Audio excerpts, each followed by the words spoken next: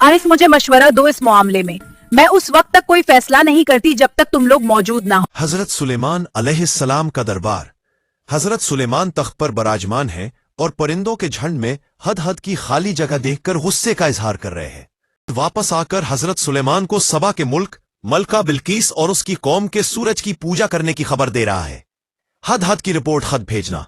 हजरत सुलेमान अलैहिस्सलाम एक मेहरशुदा खत हद हद को दे रहे हैं ताकि वो उसे मलका बिल्किस तक पहुंचाए। आए सरदारों, मुझ पर एक बहुत इज्जत वाला खत डाला गया है। ये खत सुलेमान की तरफ से है। इसमें ताकतवर लोग हैं और सख्त जंग करने वाले हैं, मगर फैसला आपके हाथ में है। आप देखिए कि आप क्या हुक्म देती हैं।